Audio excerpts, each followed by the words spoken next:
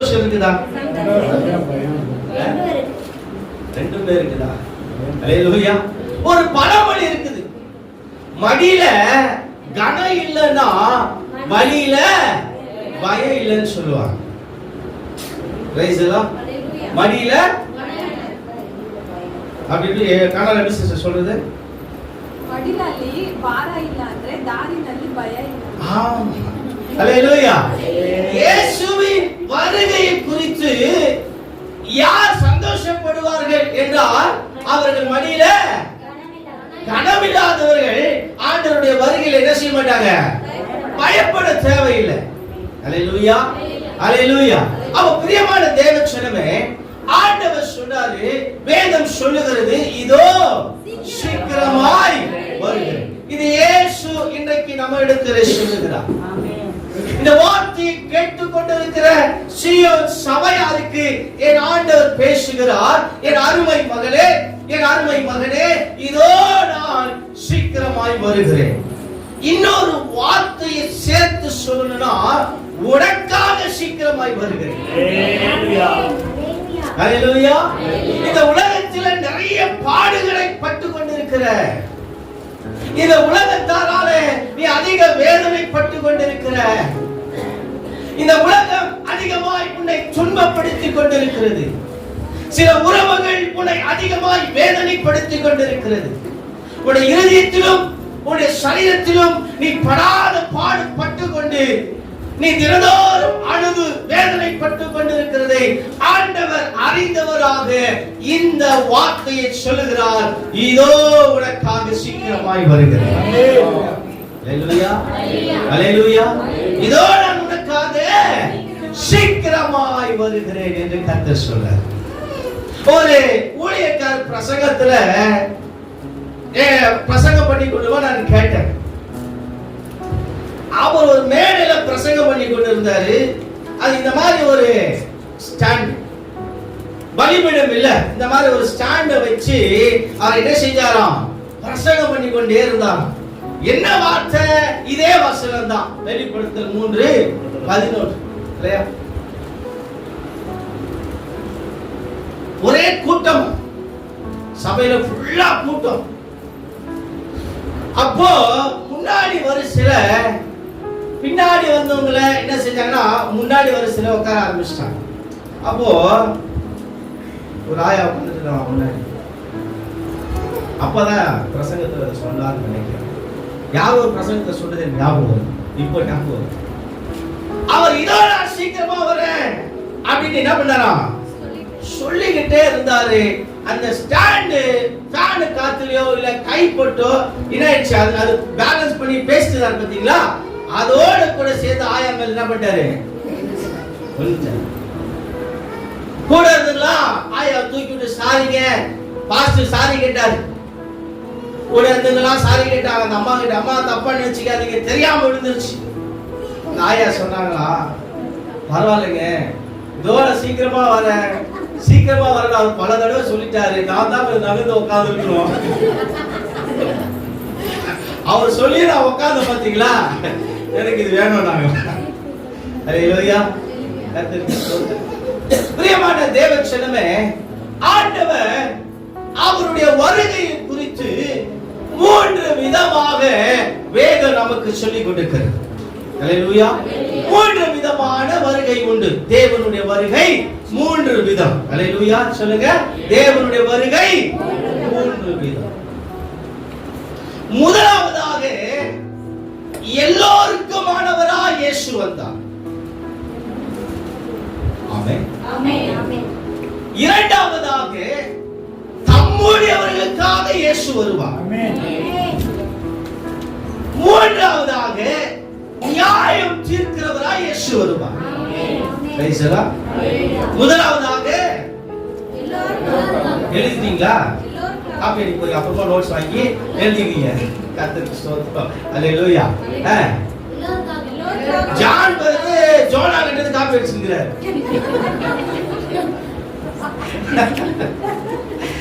அல்லேலூயா. கர்த்தருக்கு ஸ்தோத்திரம். முதலாவதாக இயேசு எல்லோருக்குமானவராய் வந்தார். இரண்டாவதாக வருவார். வந்தார் இல்ல. மூன்றாவதாக நியாயம் தீர்க்கிற நியாயாதிபதியாய் இயேசு வருவார். இந்த மூன்று வருகையை குறித்து வேதம் சொல்லுகிறது. அல்லேலூயா. முதலாவதாக ரட்சகராய் இயேசு இந்த பூமிக்கு வந்தார். எல்லோருக்குமான எல்லோரும் ரட்சிக்கிற ரட்சகராய் இயேசு வந்தார். இந்த உலகத்தின் ரட்சகர் இயேசு ஒருவர் மாத்திரமே. அல்லேலூயா. தேவஜனமே, இயேசு அவருடைய வருகையை வேதத்தில் 48 முறை தீர்க்க தரிசனமாய் எழுதப்பட்டிருக்கிறது. அல்லேலூயா. இயேசு பெத்லகேம் ஊரிலே பிறப்பார், கன்னியின் வயிற்றிலே பிறப்பார் என்கிற அநேக தீர்க்க தரிசன வசனங்கள், கிட்டத்தட்ட 48 வசனங்கள் வேதத்தில் இருக்கிறது. இயேசுவினுடைய வருகை, அதாவது ரட்சகராய் பிறப்பார் என்பதை குறித்து 48 முறை வேதத்திலே எழுதப்பட்டிருக்கிறது. அல்லேலூயா. அதிலே ஒரு வசனம் மீகா தீர்க்க தரிசன புஸ்தகம் 5ஆம் அதிகாரம் 2வது வசனத்தை வாசிக்கலாம். எடுத்து வாசிங்க. இங்கிலீஷ்ல வாசிங்க, தமிழ்ல வாசிங்க, மகேஸ்வர வாசிங்க. எப்பதாயிரப்பட்ட பெத்லகேமே, நீ யூதேயாவில் உள்ள ஆயிரங்களுக்குள்ளே சிறியதாய் இருந்தும் இஸ்ரவேலை ஆளப்போகிறவர் உன்னிடத்திலிருந்து புறப்பட்டு என்னிடத்தில் வருவார். இஸ்ரவேலை ஆளுகிறவர் உன்னிடத்திலிருந்து புறப்பட்டு ನೀನು ಯಹೂದದ ಗ್ರಾಮಗಳಲ್ಲಿ ಚಿಕ್ಕದಾಗಿದ್ದರೂ, ಏ ಪ್ರಾಂತ್ಯದ ಬೆತ್ಲಹೇಮೆ, ನೀನು ಯಹೂದದ ಗ್ರಾಮಗಳಲ್ಲಿ ಚಿಕ್ಕದಾಗಿದ್ದರೂ ಇಸ್ರಾಯೇಲನ್ನು ಆಳತಕ್ಕವನು ನಿನ್ನೊಳಗಿಂದ ನನಗಾಗಿ ಹೊರಡುವನು. இது இயேசு கிறிஸ்துவினுடைய பிறப்பை குறித்தான முன்னறிவிக்கிற தீர்க்க தரிசன வசனம். எத்தனை பேர் ஆமென் சொல்லுங்க? அல்லேலூயா. பெத்லகேம் ஊரிலே கர்த்தராகிய இயேசு கிறிஸ்து பிறப்பார் என்கிற ஒரு தீர்க்க தரிசன வசனம்.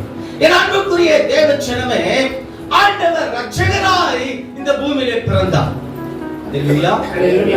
அவர் அற்புதங்களை செய்வதற்காக மட்டும் பிறக்கல, அதிசயங்களை செய்வதற்காக மட்டும் ஆண்டவர் இந்த பூமியில பிறக்கவில்லை. அப்படி அற்புதங்களும் அதிசயங்களும் செய்ய வேண்டுமானால் தம்முடைய ஊழியக்காரர்கள் மூலமாக கர்த்தர் அவைகளை செய்திருக்கலாம். ஏற்கனவே தம்முடைய ஊழியக்காரர்களை கொண்டு பல அற்புதங்களை செய்த ஆண்டவர் 5 அப்பத்தையும் 2 மீனையும் தம்முடைய ஊழியக்காரர்களை கொண்டு 5000 பேருக்கு ஆண்டவரால் அற்புதங்கள் செய்ய முடியுமா? முடியாதா? முடியும். ஆனால் ஆண்டவர் பாருங்க, அவர் அற்புதங்கள் செய்வதற்காக, அதிசயங்கள் செய்வதற்காக மட்டும் இந்த பூமிக்கு வரல, அவர் ரட்சிக்கும்படியாக இந்த பூமிக்கு வந்தார். அல்லேலூயா. இன்றைக்கு இயேசுவிடத்திலே வருகிற ஒரு கூட்டம் எப்படிப்பட்ட கூட்டம்? இயேசு அற்புதம் செய்வாரு, இயேசு குணமாக்குவாரு, இயேசு சுகப்படுத்துவாரு என்ற நம்பிதான் சில கூட்டங்கள் சபைக்கு வருகிறது. சில கூட்டங்கள் எங்க போகுது? நாலுமாடி போகுது. சில கூட்டங்கள் எங்க போகுது? எங்கெல்லாம் மீட்டிங் நடக்குதோ அங்கெல்லாம் போகுது. அப்படி போகிறவர்களுக்கு ஆண்டவர் அற்புதங்கள் அதிசயங்களை செய்கிறார். ஏன்னா அவர் இரக்கமுள்ள தேவன், அன்புள்ள தேவன். அல்லேலூயா. அற்புதங்கள் அதிசயங்களை பெற்றவர்கள் எத்தனை பேர் திரும்ப சபைக்கு வராங்க? எத்தனை பேர் ரட்சிக்கப்படுறாங்க அப்படின்னு பாத்தீங்கன்னா 100ல் 1 2 தான். அல்லேலூயா. அற்புதங்களும் அதிசயங்களுக்காக இயேசுவை நம்பி வராது. அல்லேலூயா. அவர் ஆசீர்வதிப்பாரு, அவர் அற்புதங்கள் செய்வாரு, சுகப்படுத்துவாரு, தேவைகளை சந்திப்பாரு அப்படின்ற காரணங்களுக்காக மட்டும் இயேசுவை விசுவாசிக்காதீங்க. ஏன்னா அதற்காக அவர் வரல. அதை விட உன்னதமான ஒரு வேலை, அதை விட மகிமையான ஒரு வேலை, அதை விட சிறந்ததான ஒரு வேலைக்காக இயேசு இந்த பூமிக்கு வந்தார். அல்லேலூயா. அது என்ன? பாவங்களை மன்னிக்க கிறிஸ்து இயேசு இந்த பூமியில பிறந்தார். அல்லேலூயா. நமக்கு ரட்சிப்பை உண்டாக்குவதற்காக தான் இயேசு இந்த பூமிக்கு வந்தார். உனக்கும் எனக்கும் நித்திய ஜீவனை கொடுக்க இயேசு ரட்சகராய் இந்த பூமியில் வந்தார். அல்லேலூயா. நம்முடைய இயேசு இல்லைன்னா நம்முடைய பாவங்கள் மன்னிக்கப்படாது. இயேசு இல்லாம நமக்கு ரட்சிப்பே கிடையாது. இயேசு இல்லாம நித்திய ஜீவன் நமக்கு கிடையாது. இது மூன்றையும் உனக்கும் எனக்கும் கொடுக்கத்தக்கதாய் பரலோகத்தின் எல்லா மேன்மைகளையும் எல்லா மகிமையும் எல்லா விதமான கனத்தையும் ஆண்டவர் தள்ளிவிட்டு அடிமையின் ரூபம் எடுத்து உனக்காக எனக்காக இயேசு வந்தார். ஆமென். அல்லேலூயா. அல்லேலூயா. இரண்டாவதாக இது எல்லாருக்காக இயேசு வந்தார். முதல் வருகை. இரண்டாவதாக தம்முடையவர்களுக்காக இயேசு வருவார். ஆமென். அல்லேலூயா. யார் அந்த தம்முடையவர்கள்? நீங்களும் அல்லேலூயா. அல்லேலூயா. இரண்டாவது ரகசிய வருகை என்று அர்த்தம்.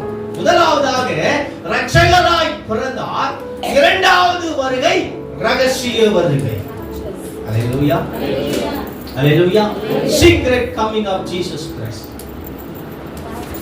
இது எல்லாருக்குமான வருகை அல்ல.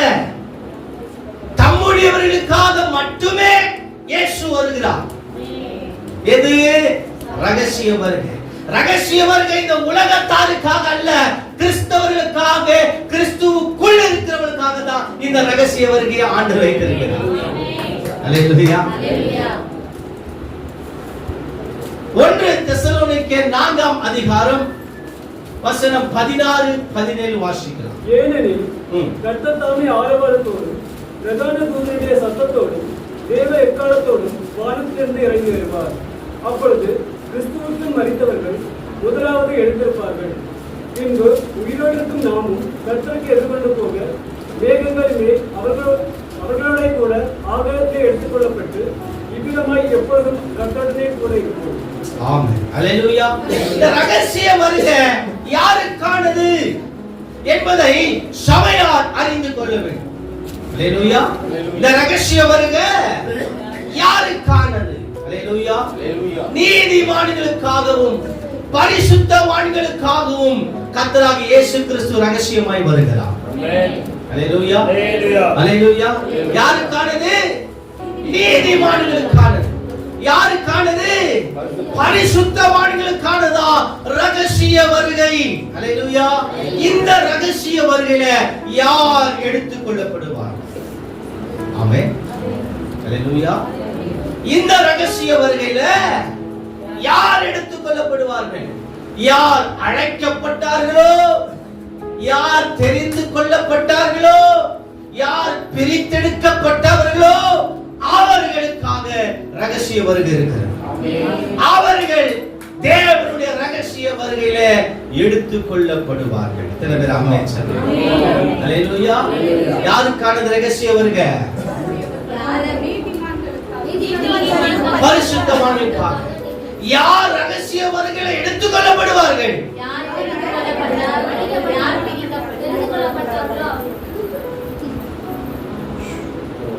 யார் யார் தெரிந்து கொள்ளப்பட்டார்களோ, யார் பிரித்தெடுக்கப்பட்டார்களோ அவர்கள் ரகசிய வருகையில எடுத்துக் கொள்ளப்படுவார்கள். இந்த ரகசிய வருகை எல்லோருக்குமானது அல்ல. நான் திரும்ப சொல்றேன். அல்லேலூயா. இந்த ரகசிய வருகை எல்லோருக்குமான வருகை அல்ல. அல்லேலூயா. அப்ப யாருக்கு என்று இயேசுவே சொல்றார் பாருங்க. லூக்கா எழுதின சுவிசேஷ புத்தகம் 17ஆம் அதிகாரத்தை திருப்பிக் கொள்ளுங்கள். வசனம் 34, 35, 36 மூன்று வசனங்கள் வாசிங்க. 3 பேர் 3 வசனங்கள் வாசிங்க. அந்த ராத்திரியில் ஒரே படுக்கையில் படுத்திருக்கிற 2 பேரில் ஒருவன் ஏற்றுக்கொள்ளப்படுவான், ஒருவன் கைவிடப்படுவான். திரியை திரிகிற 2 ஸ்திரீகளில் ஒருத்தி ஏற்றுக்கொள்ளப்படுவான், மற்றவளோ கைவிடப்படுவான். will be in the field, ah. 2 men will be in the field, ம். one will be taken and another one will be left. அல்லேலூயா. தமிழ் வாசனை. வயலில் இருக்கிற 2 பேரு வயலிலே 2 பேர் இருக்கிறார்கள். ஒருவன் ஏற்றுக்கொள்ளப்படுவான், அதிலே ஒருவன் ஏற்றுக்கொள்ளப்படுவார், மற்றவன் கைவிடப்படுவான். மற்றவன் கைவிடப்படுவான். அல்லேலூயா. அல்லேலூயா. இயேசு சொல்றாரு 2 பேர் தூங்கிக் கொண்டிருக்கிறாங்க, அதுல ஒருவன் எடுத்துக் கொள்ளப்படுகிறான். 2 ஸ்திரீகள் திரித்துக் கொண்டிருக்கிறார்கள், அதிலே ஒருவன் எடுத்துக் கொள்ளப்படுகிறான். 2 பேர் வயலில் இருக்கிறார்கள், அதிலே ஒருவன் எடுத்துக் கொள்ளப்படுகிறான். அல்லேலூயா. அப்ப இந்த ரகசிய வருகை எல்லோருக்குமான ரகசிய வருகை அல்ல. தேவ பிள்ளைகள், பிரித்தெடுக்கப்பட்டவர்கள், பரிசுத்தவான்கள், நீதிவான்கள், அழைக்கப்பட்டவர்கள், தெரிந்து கொள்ளப்பட்டவர்கள், உண்மை உள்ளவர்கள் எடுத்துக் கொள்ளப்படுவார்கள். அல்லேலூயா. அப்ப ஆண்டவர் 2 பேர்ல ஒருத்தர் எடுத்துக் கொள்ளப்படுகிறார்கள், ஒருத்தர் எடுத்துக் கொள்ளப்படுகிறார்கள் என்ற 3 சம்பவங்கள் நீங்க இயேசு சொல்லி இருக்கிறார். அப்ப இன்றைக்கு இந்த சபையில at this moment இப்ப ஆண்டவருடைய ரகசிய வருகை இருக்குமானால் நீங்க எத்தனை பேர் எடுத்துக் கொள்ளப்படுவோம், எத்தனை பேர் கைவிடப்படுவோம் என்பதை உங்கள் இருதயமே உங்களை குறித்து சாட்சி கொடுக்கும். சிறந்த சாட்சி எது தெரியுமா? உங்க இருதயம் கொடுக்கிற சாட்சி தான். அல்லேலூயா. அல்லேலூயா.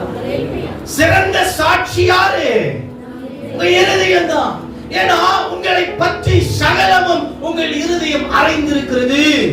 உங்க இருதயத்திற்கு தெரியாம ஒரு பாவமோ நீங்க என்ன செய்ய முடியாது. அல்லேலூயா. அப்ப இன்றைக்கு தேவனுடைய ரகசிய வருகையில உங்கள் ஆத்மா எடுத்துக் கொள்ளப்படுமா? யோசித்து பார்க்கிற பிரியமான தேவச்சனம், நாம நம்முடைய சரீரத்திற்கு கொடுக்கிற முக்கியத்துவத்தை நம்முடைய ஆத்மாவுக்கு நாம் கொடுப்பதில்லை. நான் சொல்றேன், உங்க சரீரத்தை காட்டிலும் உங்க ஆத்மாவுக்கு தான் நீங்க என்ன செய்யணும்? முக்கியத்துவம் கொடுக்கணும். ஏன்னா உங்கள் சரீரம் அழிந்து போகும், ஆனா உங்க ஆத்மாவோ என்றைக்கும் அழிந்து போவதில்லை. தேவனுடைய ரகசிய வருகையில உங்கள் சரீரம் எடுத்துக் கொள்ளப்படுவதில்லை, உங்கள் ஆத்மாக்கள் தான் எடுத்துக் கொள்ளப்படும். ஆகையினால உங்க சரீரங்களுக்கு நீங்கள் முக்கியத்துவத்தை கொடுப்பதை காட்டிலும் உங்கள் ஆத்மாவுக்கு முக்கியத்துவத்தை கொடுங்கள். உங்கள் சரீரத்தை நீங்கள் போஷிக்கிறீர்கள், அதை விட உங்கள் ஆத்துமாக்களை வசனத்தினாலும் சத்தியத்தினாலும் நீங்கள் போஷித்து வளர்க்க வேண்டும். அல்லேலூயா. நல்ல ஆகாரத்தை சரீரத்திற்கு கொடுக்கிறோம், நல்ல உடைகளை சரீரத்திற்கு கொடுக்கிறோம், நல்ல வாசன திரவியங்களை சரீரத்திற்கு கொடுக்கிறோம் இல்லையா? நல்ல இன்பங்களை எல்லாவற்றையும் சரீரத்திற்கு கொடுக்கிறோம். ஆனா உங்க ஆத்மாவுக்கு நீங்க என்னத்தை கொடுக்கிறீங்க? ஆத்மாவுக்கு எண்ணத்தை கொடுக்கிறீங்க இல்லையா?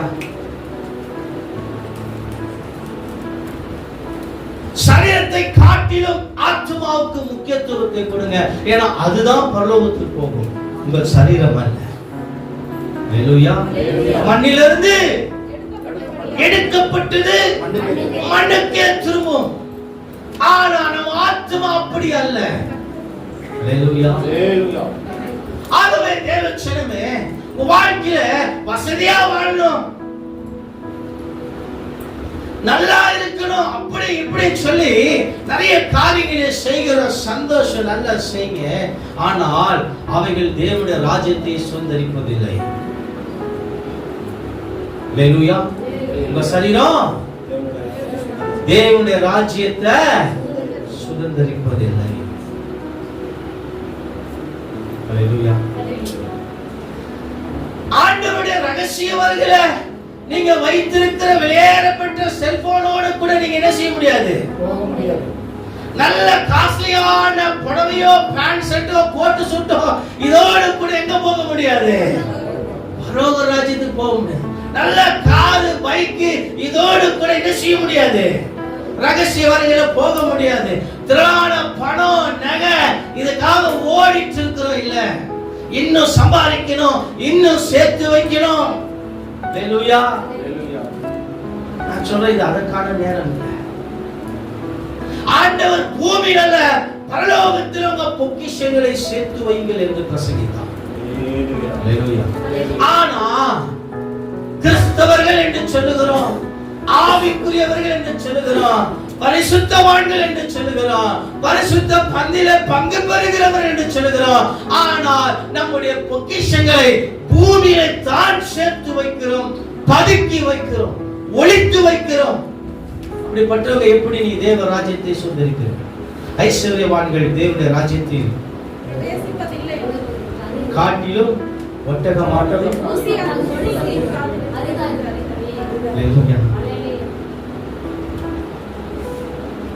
நம்ம சரீரத்துக்காக தானே வாழ்றோம், சரீரத்துக்காக தானே சேர்த்து வைக்கிறோம், சரீரத்துல போட்டுக்கிட்டு தானே நம்ம இவ்வளவு பிரயாசப்படுறோம். அப்போ வாழ்க்கையில் அதிகமா எதற்கு நேரத்தை கொடுக்குறோம் பாருங்க. அது மண்ணாய் மக்கி போகுது. அதுக்கு நீ எவ்வளவு முக்கியத்துவம் கொடுக்கிறே? அழியாதற்கு ஒரு ஆத்மாவை நீ ஏன் முக்கியத்துவப்படுத்த மாட்டேங்கிற? இந்த வார்த்தை, இந்த சத்தியத்தை ஆவியானவர் இந்த காலவெளியில உங்களுக்கு இடைப்பட்டுக் கொண்டிருக்கிறார். அல்லேலூயா, அல்லேலூயா. யார் ஆண்டவருடைய ரகசிய முறைகளை எடுத்துக் கொள்ளப்படுவார், யார் கைவிடப்படுவார்கள் என்ற அநேக சத்தியங்கள் வேதத்திலே எழுதப்பட்டிருக்கிறது. எல்லாவற்றையும் பிரசங்கிக்க முடியாது. ஆனால் அவைகளில் இருந்து ஒரு வார்த்தையை இன்றைக்கு எடுத்துக்கொண்டு உங்கள் மத்தியில் நான் பிரசங்கிக்க விரும்புகிறேன். ஹalleluya. எதை பிரசங்கிக்க விரும்புறேன்? யார் எடுத்துக்கொள்ளப்படுவார், யார் ரகசிய வருகையிலே கைவிடப்படுவார். ஹalleluya.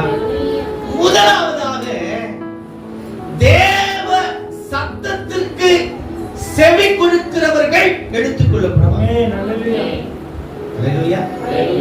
தேவ சத்தத்திற்கு யார் செவி கொடுக்கிறார்களோ அவர்கள் ரகசிய வருகையில எடுத்துக்கொள்ளப்படுவார்கள்.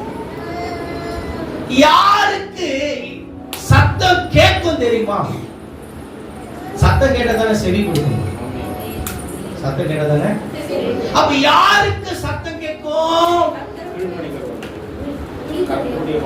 தேவ சித்தத்தை செய்கிறவர்களுக்கு தேவ சத்தம் கேட்கும். தேவ சத்தம் யாருக்கு கேட்குதோ அவர்கள் தேவனுடைய சமூகத்துல, தேவ ராஜ்யத்துல இருப்பாங்க. ஏன்னா தம்பி வாசிச்சார் இல்ல, தேவன் எப்படி வருவாரு? ஆரவாரத்தோடு பிரதான தூதரின் என்ன போட்டுருக்காங்க வசனம்? ஏனெனில் கர்த்தர் தாமே ஆரவாரத்தோடும் பிரதான தூதனுடைய சத்தத்தோடும் தேவ எக்காளத்தோடும் அங்க என்ன பண்ணுது வார்த்தை?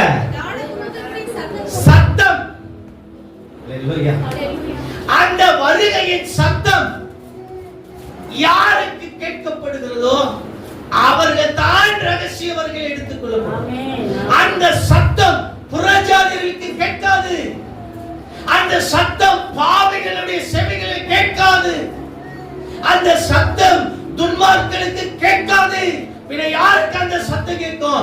யார் தேவனுடைய சித்தத்தை செய்கிறார்களோ அவர்களுக்கு தான் தூதனுடைய சத்தம் கேட்கும். அந்த சத்தம் கேட்கிற மாத்திரத்தில் நொடி பொழுதில் மறுரூபம்.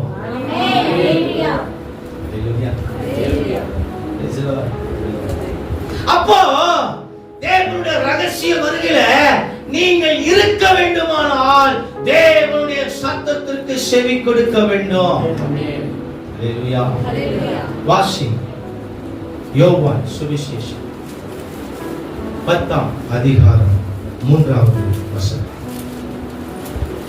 என் ஆடுகள் வாசலை காக்கிறவன் அவனுக்கு திறக்கிறான், ஆடுகளும் அவன் சத்தத்துக்கு செவி கொடுக்கிறது. அவன் தன்னுடைய ஆடுகளை பெயர் சொல்லி கூப்பிட்டு அவைகளை வெளியே நடத்தி கொண்டு போகிறான். ஹalleluya, ஹalleluya, ஹalleluya. யோவான் 10:3 மறுபடியும் வாசிங்க. வாசலை காக்கிறவன் அவனுக்கு ஆடுகளும் அவன் சத்தத்துக்கு செவிகொடுக்கிறது. ஆடுகள் சத்தத்திற்கு செவி கொடுக்கும் போது அங்க என்ன நடக்குது? வசந்த பாருங்க, வசந்த அவன் தன்னுடைய ஆடுகளை பேர் சொல்லி கூப்பிட்டு அவர்களை வெளியே நடத்தி கொண்டு போகிறார். கொஞ்ச நேரம் பாருங்க, நீங்க எழுதுறீங்களா, தூங்குறீங்களா, இல்ல முக்காடு வேற ஃபுல்லா போட்டுக்கிறீங்க, என்ன நடக்குதுன்னு எனக்கு தெரிய மாட்டேங்குது. அடுத்த வாரம் கேட்டா பதிலே இல்ல. அல்லேலூயா. கவனி, வசந்த கவனி, சத்தியத்தை கவனி. இப்போ ஆடுகள் சத்தத்தை கேட்கும் பொழுது என்ன நடக்குது? ஆண்டவர் பேர் சொல்லி கூப்பிட்டு அவர்களை வெளியே நடத்தி கொண்டு போகிறார். ஆடுகள் சத்தத்துக்கு செவிகொடுக்கிறது. முதல்ல வாசி. வாசலை காக்கிறவன் அவனுக்கு திறக்கிறான். ஆடுகளும் அவன் சத்தத்துக்கு செவிகொடுக்கிறது. வாசலை அவனுக்கு திறக்கிறான். வாசல என்ன நடக்குது? வாசல திறக்கிறான். இப்படிதானே போட்டுருக்குது. Doorkeeper opens. எதற்காக வாசல் திறக்கப்படுது? அது பரலோக வாசல். அல்லேலூயா. அது வானத்தின் வாசல், தேவ ராஜ்யத்தின் வாசல். அல்லேலூயா. அந்த வாசல் யாருக்கு திறக்கப்படுது? சத்தத்தை கேட்கிற ஆடுகளுக்கு பரலோக வாசல் திறக்கப்படுது. அதெல்லாம் நான் முன்னாடி சொன்னேன். பிரதான தூதனுடைய சத்தத்தை கேட்ட மாத்திரத்தில் தேவ பிள்ளைகள் மறுரூபமாவார்கள். தேவ பிள்ளைகள் ஒரு நொடி பொழுதுல எடுத்துக் கொள்ளப்படுவார்கள். அந்த சத்தம் உன் பக்கத்துல ஒரு துன்மார்க்கன் இருப்பானால் அவனுக்கு கேட்காது, உனக்கு கேட்கும். உன் கம்பெனில அல்லது வேலை ஸ்தலத்துல அல்லது உன் நண்பரிடத்துல நீ இருக்கிற பொழுது தேவனுடைய சத்தம் கேட்குமானால் அவனுக்கு கேட்காது, உனக்கு கேட்கும். அல்லேலூயா. இதுதான் ஆண்டவர் சொன்னார். 2 பேர் வயலில் இருப்பாங்க, 2 பேர் தூங்கிட்டு இருப்பாங்க, 2 பேர் திரிஞ்சிட்டு இருப்பாங்க. ஒருத்தர் எடுத்துக்கொள்ளப்படுறானா என்ன அர்த்தம்? அவனுக்கு தான் இந்த சத்தம் கேட்குது. இன்னொருவருக்கு அந்த சத்தம் கேட்காதவன் எடுத்துக்கொள்ளப்பட முடியாது. அதனால இன்னைக்கு ஆண்டவர் சொல்றாரு, தேவ சத்தத்திற்கு செவி கொடுக்கிறவன் எடுத்துக்கொள்ளப்படுகிறான். அல்லேலூயா. இன்னொரு வசந்த வாசி. யோவான் சுவிசேஷம் 10ஆம் அதிகாரம் 16ஆம் வசனம். இந்த தொழுவத்தில் உள்ளவர்களே எல்லாமே வேற ஆடுகளும் எனக்கு உண்டு, வேற ஆடுகளும் எனக்கு உண்டு, அவைகளையும் நான் கொண்டு வர வேண்டும், அவைகளையும் நான் கொண்டு வர வேண்டும், அவைகளின் சத்தத்துக்கு செவி கொடுக்கும். நல்ல கவனிங்க. அவைகள், அந்த ஆடுகள் என் சத்தத்திற்கு செவி கொடுக்கும். இயேசுவின் வார்த்தைக்கு, இயேசுவினுடைய சத்தத்திற்கு செவி கொடுக்கிற ஆடுகள் இயேசு எங்கேயோ அங்கே இருக்கும். அல்லேலூயா. மறுபடியும் வசந்த வாசி. அப்பொழுது ஒரே மந்தையும் ஒரே மேய்ப்பனும் ஆகும். அப்பொழுது ஒரே மந்தையும் ஒரே மேய்ப்பனும் ஆகும். ஒரே மேய்ப்பனாம். அல்லேலூயா. நம்ம எல்லா ஆடுகள் என்ன ஆடுகள்? சீயோனின் ஆடுகள். Hallelujah. அல்லேலூயா. நம்மலாம் சீயோன் சபையின் ஆடுகளா இருக்கிறோம். நமக்கு ஒரே மேய்ப்பன் இருக்கிறார், ஆண்டவராகிய இயேசு கிறிஸ்து. தாவீது சொல்றாருல்ல, கர்த்தர் என் மேய்ப்பராக இருக்கிறார். அப்படின்னா தாவீது யாருங்க? ஆடு. அல்லேலூயா. அல்லேலூயா. அப்ப உன்னுடைய மேய்ப்பன் யாரு? ஆண்டவராகிய இயேசு கிறிஸ்து. அல்லேலூயா. நம்ம எல்லாம் சீயோன் சபையின் ஆடுகளா இருக்கிறோம். அல்லேலூயா. இந்த கடைசியில இந்த லிடியா சிஸ்டர் சொன்னாங்க, ஞாபகம் இருக்கா? ஒரே மேய்ப்பன். அல்லேலூயா. நமக்கெல்லாம் ஒரே சபை, ஒரே பாஸ்டர் இருக்கணும். சபை என்ன செய்யக்கூடாது? மாறிட்டு இருக்கிற காலம் இல்லை, மெய்ப்பர்களை மாத்தி கொண்டிருக்கிற காலம் இல்லை இது. அல்லேலூயா. அல்லேலூயா. ஒரே சபை தான் நமக்கு. அது என்ன சபை? சத்தமா சொல்லுங்க. பக்கத்து சபை கேட்கணும், சொல்லுங்க. நமக்கு ஒரு சபை இருக்குது, சீயோன் சபை. ஒரே மேய்ப்பன் இருக்கிறாரு, கர்த்தராகிய இயேசு. அல்லேலூயா, அல்லேலூயா. ஒரு மந்தையின் ஆடுகள் தான் நல்ல மேய்ச்சல் நமக்கு கிடைக்கும். அல்லேலூயா, அல்லேலூயா. கர்த்தருக்கு ஸ்தோத்திரம். பாருங்க, தேவ சத்தத்திற்கு என்ன செய்யுங்க? மெசேஜுக்கு முக்கியமா நீங்க என்ன பண்ணணும்? இப்போ நீங்க எவ்வளவு செவி கொடுத்திருக்கிறீங்க என்பது அடுத்த வாரம் கேட்கிற கேள்வியில, அடுத்த வாரம் நாங்க வந்தாதானே அப்படின்றீங்களா? போன் பண்ணியாச்சு கேட்போம் நாங்க. கர்த்தருக்கு ஸ்தோத்திரம். அல்லேலூயா. அதனாலதான் சொல்றது, அப்பப்போ கேட்கிறது, கேள்வியை கேட்க. ஏன்னா தேவ சத்தம் நீ கேட்கணும். அல்லேலூயா, அல்லேலூயா. மெசேஜினுடைய சத்தத்தை என்ன செய்யணும்? கேட்கணும். கேட்காத படிக்கும் செவி என்ன செய்யக்கூடாது? அடித்து கொள்ளக்கூடாது, அடைக்க கூடாது. செய்தியினுடைய சத்தத்தை கேட்காதபடி நீ என்ன செய்யக்கூடாது? வேற எதுவும் சிந்திக்க கூடாது, வேற எங்கேயும் போக கூடாது, வேற எங்கேயும் சுத்த கூடாது, வேற எதுவும் செய்யக்கூடாது. தேவனுடைய வார்த்தை பிரசங்கிக்க ஆரம்பிக்கிற முதல் கொண்டு முடிக்கிற வரைக்கும் அந்த சத்தம் நீ கேட்டுக்கொண்டே இருக்கணும். அந்த சத்தம் உன் செவிகள் கேட்டுக்கொண்டே இருக்க வேண்டும். அல்லேலூயா. அப்பதான் ரகசிய வருகையில நீ எடுத்துக்கொள்ளப்படுவதற்கு இந்த சத்தம் உன்னை ஆயத்தப்படுத்தும். அல்லேலூயா. இரண்டாவதா, பாஸ்டருடைய சத்தத்திற்கு என்ன செய்யுங்க? செவி கொடுங்க. ஏன்னா அந்த பாஸ்டர் ரொம்ப நொந்து போயிருக்கிறார். சில நேரத்துல நிறைய பேருக்கு இருக்குது, எனக்கு இருக்குது. ரொம்ப வேதனைப்படும் போது சிரிப்பு வந்துடும் எனக்கு. ரொம்ப கோவப்படும் போது கூட எனக்கு திடீர்னு எங்க வீட்டுல மானிட்டர் அப்படிதான் ஏதாவது ஒரு சில நேரத்துல திட்டுவேன், ஏதாவது பண்ணுவேன், ஒரு சில நேரத்துல சிரிச்சிருவேன், சண்டையிலே சிரிச்சிருவேன். வேற என்ன செய்வோம்? அல்லேலூயா.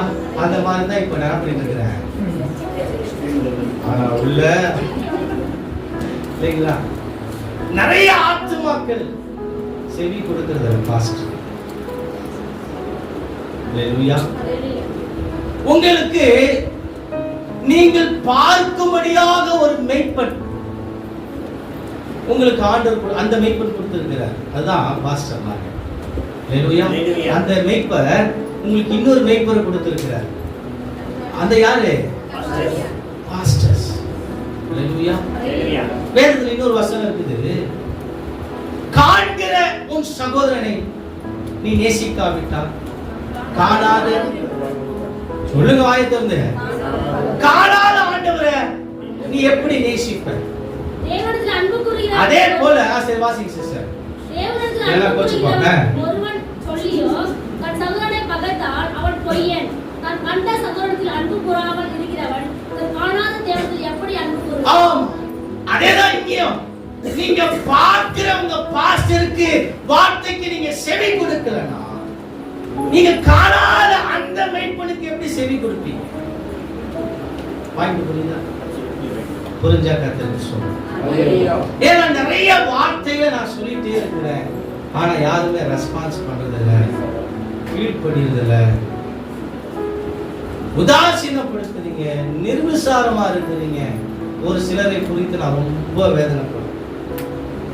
உங்களை நடத்துகிறவர்கள் துக்கத்தோடு உங்களை நடத்தக்கூடாது, அது உங்களுக்கு ஆசீர்வாதம் இல்லை என்று வேதமே சொல்லுகிறது. அல்லேலூயா, அல்லேலூயா. யார தேவச்சன உங்க பாஸ்டருடைய வார்த்தைக்கு என்ன செய்யுங்க? செவி கொடுங்க. நீங்க காண்கிற மேய்ப்பனுக்கு செவி கொடுக்கனா, காணாத மேய்ப்பனுக்கும் நீங்க செவி கொடுக்கிறது இல்லைன்னா, அல்லேலூயா. அப்போ ரகசிய வருகையில நீ எடுத்துக்கொள்ளப்படணும்னா நீ சத்தியத்திற்கு, தேவனுடைய சத்தத்திற்கு என்ன செய்யணும்? செவி கொடுத்தாதான் அந்த சத்தம் உனக்கு கேட்கும். எந்த சத்தம் கேட்கும்? இந்த பிரசங்கத்தின் சத்தமே உனக்கு கேட்கலனா, ஆண்டவர் தூதனுடைய வரும்போது ஆரவாரத்தோடு பிரதான தூதனுடைய சத்தம், அந்த செய்தியின் சத்தத்தை கேட்க கூடாது. நீ சபைக்கு வராம இருக்கிற பத்தியா, இந்த சத்தத்தை நீ கேட்க கூடாதுன்னு நீ கவனம் இங்க காட்டாம இருக்கிற பத்தியா, இந்த செய்தி நீ புறக்கணிக்கிற பத்தியா, அப்ப அந்த சத்தம் உனக்கு கேட்காது. என்னது? பரலோகத்தின் சத்தம் ஞானத்தோடு கேட்காது. சத்தத்தோடு தேவன் சில பேர் கேள்வி அவங்க வர்ஷிப் சத்தம் அவருக்கு ஆவாதுங்க, மைக்கு சத்தம் ஆவாதுங்க. ஆவாது, நான் என்ன பண்ண முடியும்? அப்ப அந்த சத்தமும் உனக்கு கேட்டாரு. ஒரே வர்ஷிப் சாண்டெல்லாம் ஆகுதுங்க. இப்போ நான் என்ன பண்ண முடியாது? நான் என்னதான் பண்ண முடியும்? ஒன்றும் பண்ண முடியாது. வர்ஷிப் அப்படிதான் இருக்கும், சத்தமாக தான் இருக்கும். ஏன்னா தூதர் வரும்போது எப்படி வருவாங்க? ஆரவாரம், ஆர்ப்பாட்டம், சத்தம், கூச்சல் எல்லாம் அப்படிதான் இருக்கும். மகிழ்ச்சியின் வெளிப்பாடே அதுதானங்க சத்தம். அடக்கூடாதுன்னா என்ன அர்த்தம்? நம்ம என்ன மௌனாஞ்சலி செலுத்த வந்துடும் வாரம் மௌனாஞ்சலிக்கு வரும் இல்லையே, இல்லையா? உயிர்த்தெழுந்த ஆண்டவரை ஆராதிக்க வந்துடும். ஹல்லேலூயா. அவனோட சத்தம் அவனுக்கு ஆவாது, இவனுக்கு ஆவாதுன்னா என்ன செஞ்சிருக்கான்? எங்க சத்தம் இல்லாத இருக்கும்?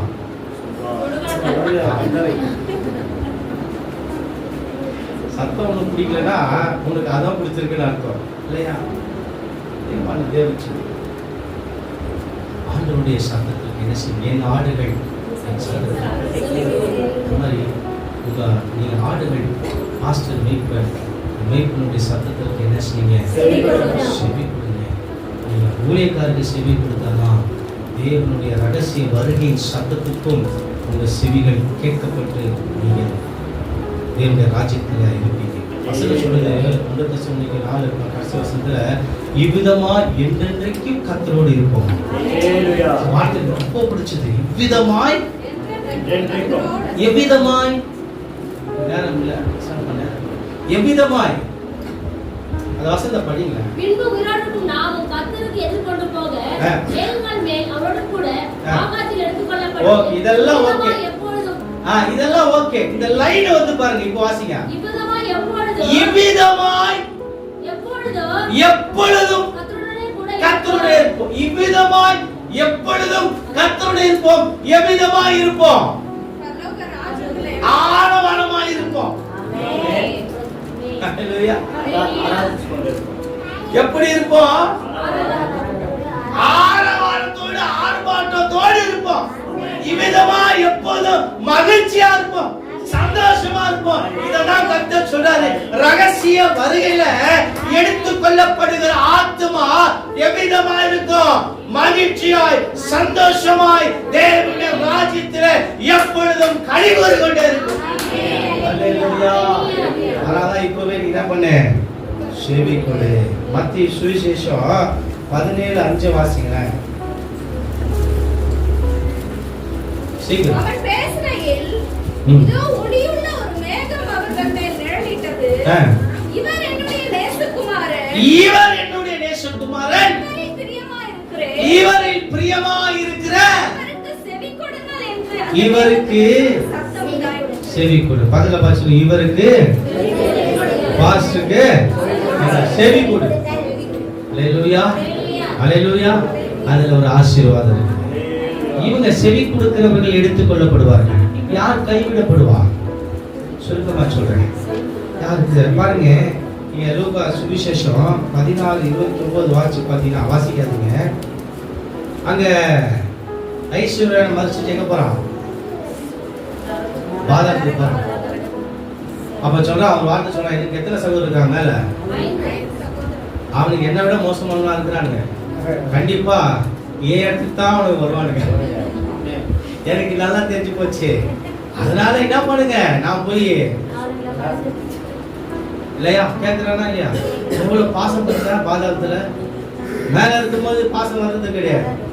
செத்து போனதுக்கு அப்புறம் பாசம். செத்து போனதுக்கு அப்புறம் தான் போட்டோ வைப்போம், அதுல லைட்டா வைப்போம், அதுக்கு முன்னாடி எல்லாம் வைப்போம் இல்லையா? உயிரோட இருக்கும்போது விசாரிக்கவே மாட்டோம் இல்லையா? இருக்கிறியா இல்லையான்னு கூட கேட்க மாட்டோம். செத்து போனதுக்கு அப்புறம் தான் பாசம். ஒருத்தர் பாட்டு கேட்டு போன் பண்ணா சினிமா பாட்டு வருது. அன்புள்ள அப்பா அப்பா. அந்த அப்பா எப்படி செத்து போனாருன்னு எனக்கு நல்லா தெரியும். எப்படி வாழ்ந்தாங்கன்னு எனக்கு தெரியும். அப்பெல்லாம் விட்டுட்டு செத்து போனதுக்கு அப்புறம் அன்புள்ள அப்பாவா உனக்கு? இப்ப இவன் சொல்றான், என் சகோதரர்கள் நான் மேல போய் என்ன பண்றேன் சொல்லுங்க. அவனை அனுப்பிவிடு, அவனை என் தகப்பன் வீட்டுக்கு அனுப்பும்படி உம்மை வேண்டிக் யாருங்க? லாசருவை அனுப்பும்படி வேண்டிக் போயிட்டு என் சகோதரர்கள் அதுக்கு ஆபிரகாம் ஒரு வார்த்தை சொல்றாரு. ஆபிரகாம் அவனை நோக்கி, ஆ. அவர்களுக்கு மோசேயும் தீர்க்கதரிசிகளும் உண்டு, அவர்களுக்கு அவன் செவி கொடுத்தான். அப்போ பாஸ்டர்மார்கள் சத்தியத்துல உங்களை நடத்துகிற உங்க போதர்களுக்கு செவி கொடுக்காதவர்கள் எங்க போவாங்க? நான் சொல்றது கரெக்டா? ஆமென். சொல்றது கரெக்டா? புரியுதா? ஆமென். மோசேக்கும் தீர்க்கதரிசிகளும் செவி கொடுக்கட்டும். கொடுத்தா அவன் என்கிட்ட வருவான், என் மடியில வருவான். போதகர்களுக்கு செவி கொடுக்காதவன் எங்க போவான்? அவ்வளவுதான் மேட்டர். அல்லேலூயா. இப்ப முடிவு பண்ணிக்க, உங்க பாஸ்டருக்கு நீங்க செவி கொடுக்கணுமா செவி கொடுக்க கூடாதுன்னு உங்க இஷ்டம். உங்க இஷ்டம். அல்லேலூயா. உங்க இஷ்டம், உங்க கஷ்டம். கர்த்தருக்கு ஸ்தோத்திரம். யார் எடுத்துக்கொள்ள, யார் கைவிடப்படுவார்? வாசி 1 தீமோத்தேயு 4:1, 2 தீமோத்தேயு 4:4. சீக்கிரம் வாசி. சீக்கிரம் மேடம் முடிச்சோம். சத்தியத்துக்கு செவியை விலக்கி 1 தீமோத்தேயு 4:1, 2 தீமோத்தேயு 4:4. சத்தியத்திற்கு செவியை விலக்கி கட்டு நல்லா கவனி. யார் கைவிடப்படுவான்? சத்தியத்திற்கு. நீ சத்தியத்தை கேட்காதபடிக்கு. சத்தியம் எங்க இருக்குது? சபையில இருக்குது. சத்தியம் எங்க பிரசங்கிக்கப்படுது? சபையில பிரசங்கிக்கப்படுது. அப்ப சத்தியம் இருக்கிற, சத்தியம் பிரசங்கிக்கப்படுகிற இடத்திற்கு நீ வரலனா, இங்க நீ செவி சாய்க்கலனா, நீ கைவிடப்படுவ. பிரதர், சிஸ்டர், சத்தியத்தை சத்தியமா உங்களுக்கு சொல்றேன். இன்னொரு வாய்ப்பு உங்களுக்கு கிடைக்குமா அல்லது இன்னொரு வாய்ப்பு எனக்கு கிடைக்குமா தெரியாது. 2 பேரும் இருக்கிறோம். இந்த வாய்ப்பை நான் பயன்படுத்திக்கிறேன். சத்தியத்தை செவி கொடுக்காம, சத்தியத்திற்கு செவி கொடுக்காம சபைக்கு வராம இருக்கிற நீ நிச்சயமாய் கர்த்தருடைய ரகசிய வருகையில எடுத்துக்கொள்ள முடியவே முடியாது என்பதை நான் இங்க 100% தைரியமா உறுதியா சொல்றேன். நீங்க தப்பா நினைச்சா என்ன, கோச்சிக்கிட்டா என்ன, அடுத்த வாரம் வராம போனா எனக்கு என்ன?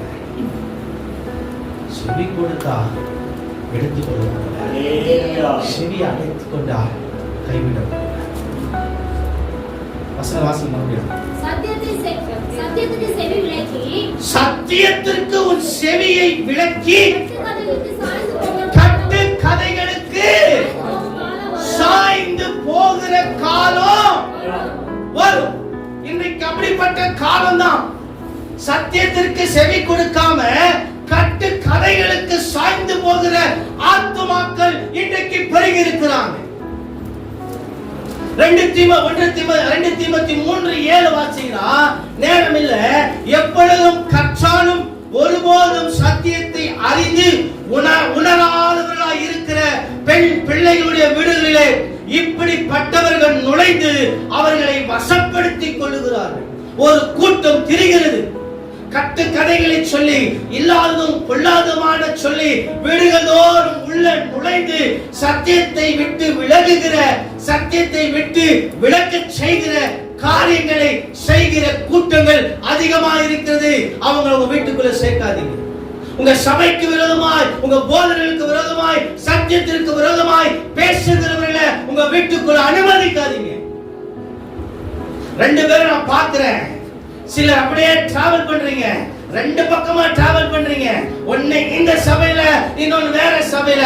இங்க ஒரு பிரச்சனைனா அங்க போயிடலாம், அங்க ஒரு பிரச்சனைனா இங்க வந்துடலாம். அப்படியே 2 பக்கம் பேலன்ஸ் பண்ணியே போறீங்க. 2 பக்கமும் நல்லவங்களா இருக்கணும். இங்க ஒரு கால், ஆத்துல ஒரு காலு, சேத்துல ஒரு கால் வைக்காதீங்க சகோதர சகோதரி. கடைசியில கால் 2 கிழிஞ்சிடும். அப்படியே டிராவல் இங்க, அப்படியே இங்க நல்லவனா, அப்புறம் அங்க அவங்க கிட்டயும் எதுக்கு 2 வேஷம் போடுற? எலியா கேட்கிறார், எந்த மட்டும் 2 நினைவில்லால் குந்தி குந்தி நடப்பீர்கள்? கர்த்தர் தெய்வமானால் கர்த்தரை பின்பற்றுங்கள், பாகால் தெய்வமானால் பாகாலை பின்பற்றுங்கள். 2 இரு மனமுள்ளவன் தன் வழிகளிலே நிலையற்றவனா இருக்கிறான். 2 சபை வேணும், 2 போதகர் வேணும், 2 சத்தியம் வேணும், இதுவும் வேணும் அதுவும் வேணும் நினைக்கிறீங்கன்னா தேவனுடைய வருகையிலே கைவிடப்படுவீர்கள். ஏதாவது ஒரு பக்கம் இருந்து பரவாயில்ல, ஏதாவது ஒரு பக்கம் இன்னைக்கு முடிவு பண்ணு. இன்னைக்கு நான் சொல்றேன், இன்னைக்கு சியோன் சபை வேணாம், இங்க நீ உண்மையா இரு. அல்லேலூயா, அல்லேலூயா. யாருக்கு நீ விளையாட்டு காட்டிட்டு இருக்க? யாரை ஏமாத்தி கொண்டு இருக்க? அனனியா சபீரா பேதுருகிட்ட சொல்றாங்க, இவ்வளவுதான் வித்தோம், இவ்வளவுதான். ஏன்னா பேதுருக்கு என்னையா தெரிய போகுது? அவன் படிப்பறி இல்லாதவன், அவனுக்கு கணக்கு தெரியாது, நாகரிகம் தெரியாது, ஒண்ணுமே தெரியாது. அவனுக்கு நம்ம சொன்னா என்ன, சொல்லனா என்ன, மரிச்சா என்ன, மரிக்கலனா இந்த பேதுவால என்ன செய்ய முடியும்? துணிகரமா போய் சொன்னாங்க. ஆனா பேதுருக்குள்ள இருந்தவர் யார் அவங்களுக்கு தெரியல. பேதுருக்குள்ள அபிஷேகம் இருந்தது அவங்களுக்கு தெரியல. சொன்ன மாத்திரத்துல மரித்து போனார்கள். அதனால ஊழியக்காரத்தை ஏமாத்திட்டு பொய் சொல்லிட்டு சபை ஏமாத்திட்டு சபையில பொய் சொல்ல ரொம்ப நாளைக்கு உன் ஆட்டம் செல்லாது. ரொம்ப நாளைக்கு நீ ஆடிட்டு இருக்க முடியாது. கர்த்தர் தெய்வமானா சீயோன் சபை உனக்கு வேணா சபையில கூட்டாயிரு. அல்லேலூயா. இங்கேயும் அங்கேயுமா, அங்கேயும் இங்கேயுமா, அங்க நடக்குது இங்க, இங்க நடக்குது அங்க, என்ன வேலை இதெல்லாம் இல்லையா? இப்படிப்பட்டவங்கள நரகத்துல கூட ஆண்டு போட மாட்டார். அதை விட மோசமான ஒரு இடத்தை கொண்டுருவார். எங்கேயுமே நீ உண்மையில்லாம இருக்கிறீங்க, எங்கேயுமே அனலும் இல்லாம வெதுவெதுப்பா இருக்கு. அவங்களதான் ஆண்டு வாந்தி பண்ணி போடுறாரு. புரியுதா? அங்கே நீ உண்மையா இல்லாம இங்கே உண்மையா இல்லாம வெதுவெதுப்பா இருந்தீங்கன்னா நீ வாந்தி பண்ண ஆண்டு வாந்தி பண்ணிடுவார். யோசிச்சுப்பார். நானும் ரொம்ப பொறுமையா போயிட்டு இருக்கேன். எல்லாத்துக்கும் ஒரு முடிவு இருக்கு, எல்லாத்துக்கும் ஒரு எல்லை இருக்கு. சத்தத்திற்கு நீ செவி கொண்டு நான் கைவிடுறேன். வஞ்சிக்கிற ஆவிகளுக்கும் பிசாசினுடைய ஆவிகளுக்கும் நீ செவி கொடுத்தீங்கன்னா வஞ்சிக்கிறாங்க. ஏன் போற? இது ஏன் போற?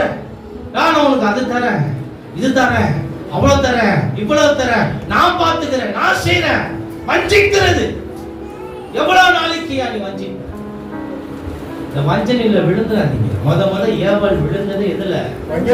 வஞ்சனையில தான் விழுந்தா. நீங்க நிறைய பேர் வஞ்சனையில உனக்கு பணம் காட்டி நீ கூப்பிடாத, போகாத, பணத்துக்கு விலை போகாத நீ. அல்லேலூயா, அல்லேலூயா. பணத்துக்கு என்ன செய்யாத, பொருளுக்கு என்ன செய்யாத.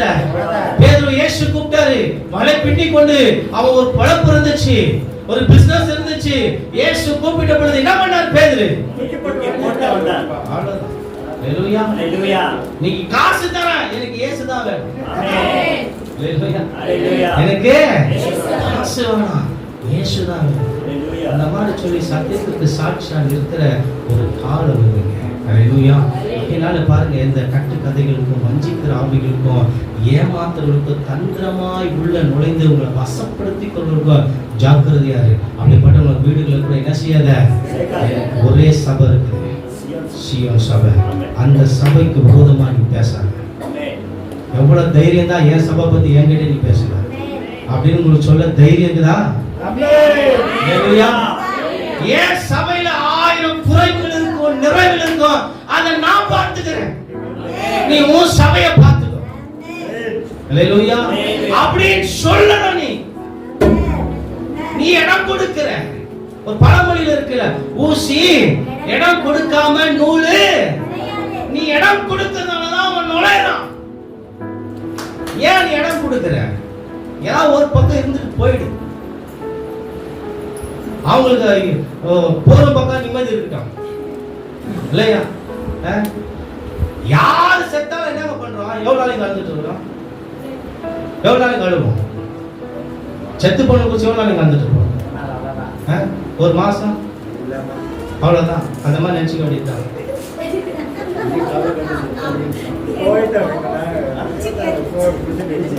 அந்த மாதிரி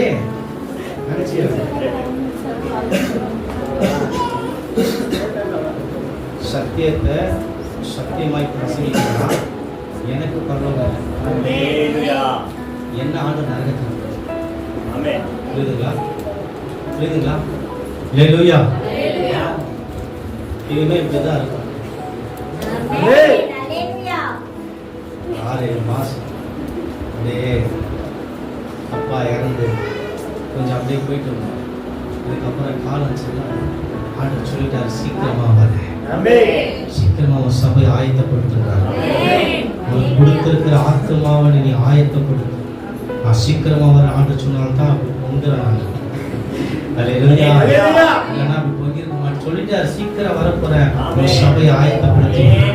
உனக்கு கொடுத்திருக்கிற ஆடுகளை நீ தான் ஆயத்தப்படுத்தணும். அந்த பொறுப்பு உங்ககிட்ட தான் நான் கொடுத்திருக்கிறேன்.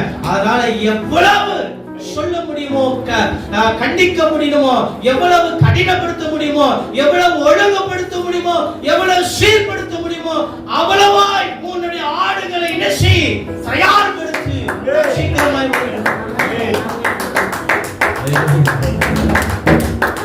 தேவச்சனமே, ஒருவனும் உன் கிரீடத்தை எடுத்துக் கொள்ளாதபடி பாட்டுல 5 கிரீடம் கர்த்தர் வச்சிருக்கிறார். 5 கிரீடம் அவர் வச்சிருக்கிறார். ஒன்று வந்து நீதியின் கிரீடம். அல்லேலூயா. ஒன்று வந்து நீதி. 2 தீமோத்தேயு 4:8. இது யாருக்காக இந்த கிரீடம்? நல்ல போராட்டத்தை போராடுங்கள். அல்லேலூயா. இரண்டாவதாக அழிவில்லாத கிரீடம். அல்லேலூயா. முதலாவதாக நீதி, crown of righteousness. இரண்டாவதாக incorruptible crown, அழிவில்லாத கிரீடம். 1 Corinthians 9:25. இதை யார் கொடுக்கிறாரு? இச்சை அடக்கம் உள்ளவர்களாய் இருக்கிறவர்களுக்கு இந்த கிரீடத்தை ரகசிய வருகிறவர்களுக்கு ஆண்டவர். மூன்றாவதாக மகிமையின் கிரீடம், crown of glory. அல்லேலூயா. 1 பேதுரு 5:4. இந்த கிரீடம் யாருக்கு? ஊழியக்காரர்களுக்கும் ஊழியத்தை செய்கிற உண்மை உள்ளவர்களுக்கும் கொடுக்கப்படுகிற ஒரு கிரீடம் தான் மகிமையின் கிரீடம். நான்காவதாக மகிழ்ச்சியின் கிரீடம், crown of rejoicing. 1 தெசலோனிக்கர் 2:19. ஆத்மா ஆதாயப்படுத்துகிற ஊழியத்திலே தங்கள் ஈடுபடுத்துகிற அழிந்து போகிற ஆத்மாக்களை சத்தியத்திலே கொண்டு வருகிற ஆத்மாக்களுக்கு கர்த்தர் சூட்டுகிற கிரீடம் தான் என்னது? மகிழ்ச்சியின் கிரீடம். ஐந்தாவது ஒரு கிரீடம் இருக்குது, அதுதான் ஜீவ கிரீடம், crown of life. அல்லேலூயா. யாக்கோபு 1:12, வெளிப்படுத்தல் 2:10 சொல்கிறது, இது யாருக்கு? கிறிஸ்துவின் நிமித்தமாய் பாடுபடுகிற, கிறிஸ்துவின் நிமித்தமாய் துன்பப்படுகிறவர்களுக்கு கொடுக்கப்படுகிற கிரீடம் தான் ஜீவ கிரீடம். அல்லேலூயா.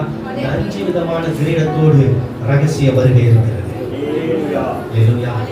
ரகசிய வருகை 5 விதமான கிரீடத்தை கர்த்தர் கொண்டு வந்து உங்கள் தலைகளில் வைப்பார்.